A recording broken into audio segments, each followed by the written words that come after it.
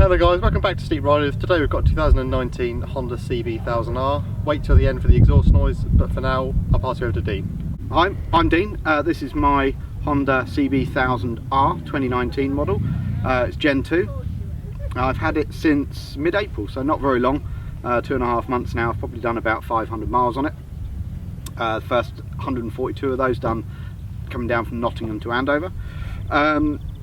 It's CB is Honda's designation for city bike. The CBR, which everyone knows, is City Bike Racer, and they've been making CBs for about 50 years now. 1960s I think is when they started making them. So this is a continuation of that model, and it's the top of the range 1000R model.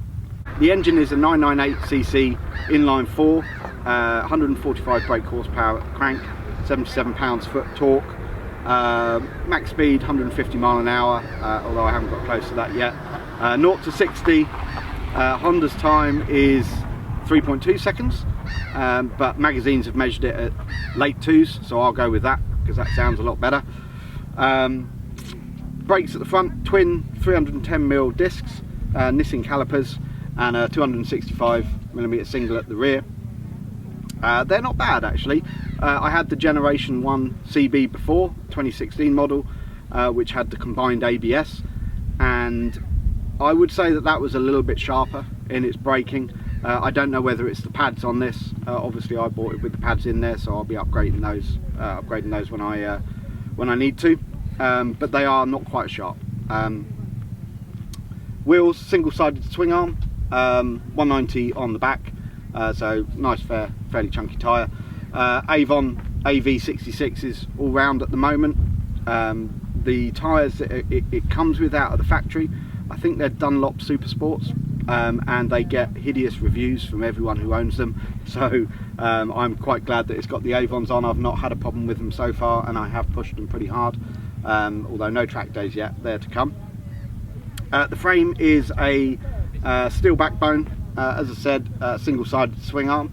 The curb weight, sorry, not dry weight, comes in at 212 kilograms, which is 10 kilos lighter than the previous model, and I felt that I rode my old bike up to pick this one up, traded it in, and I felt the weight difference straight away. Maneuver it around off the bike a lot easier, a lot lighter, and on the road its lean is much quicker, and the handling is much more responsive than the old bike, so 10 kilos makes a big difference. It's also a little bit shorter than the old bike, but only 10mm, so 1 centimetre. However, the swing arm is longer, so that helps out as well. Probably the biggest downside on it actually is the fuel tank. So it's a 16-litre fuel tank, and the bike is very thirsty. We'll probably get, they claim 48 miles per gallon, but I reckon that's riding 50 mile an hour on a dual carriageway constantly.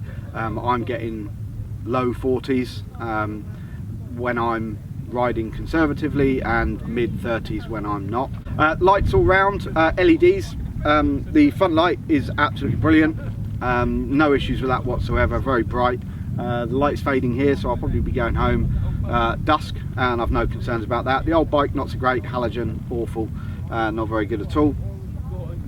Storage, none really.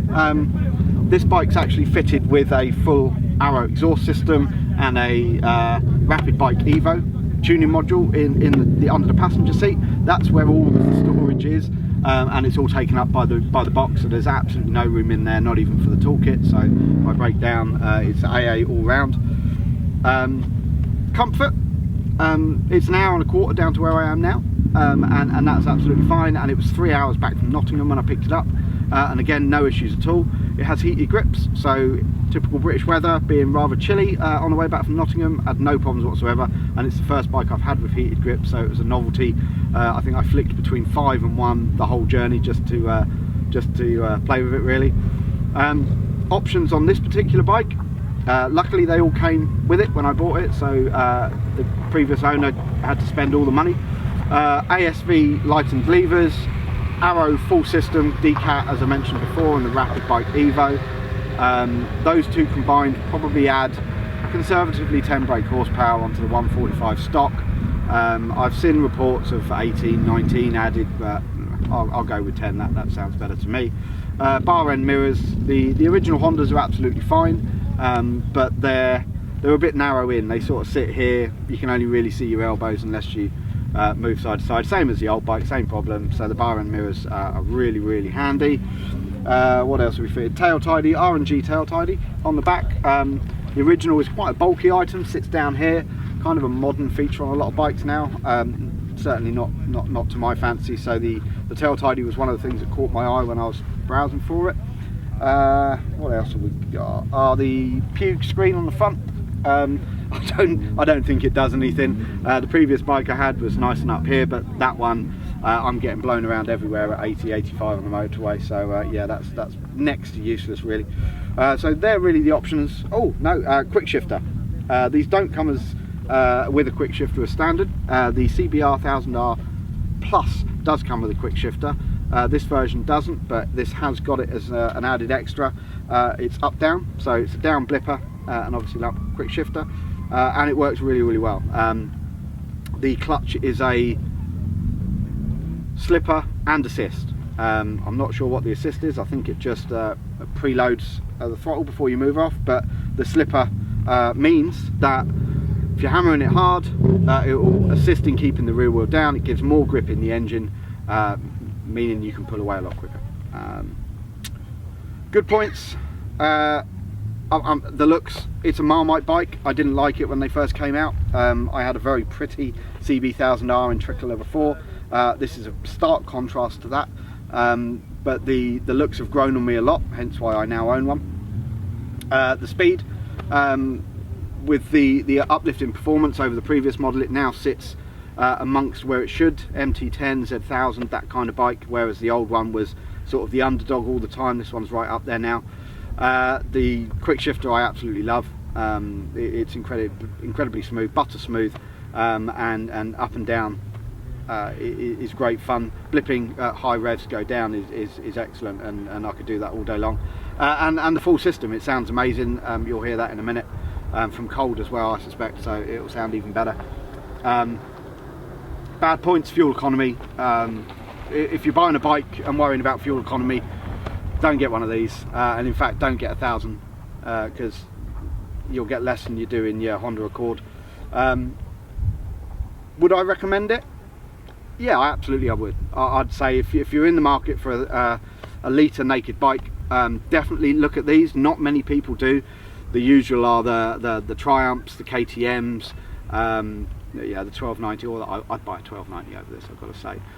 But the usual ones, Suzuki, KTM, Kawasaki, they're the ones you see. You don't see many of these, and actually I think it stands out because of that. So on the dash, rev counter over here on the left, gear indicator, which the previous model didn't have, so that's an absolute luxury. Heated grips indicated up here, and you've got your rider modes, so you can flick through them. On standard at the moment, standard, sports, rain and user, which is configurable, and you can configure the level of traction control, level of engine braking, and the level of power delivered to the engine.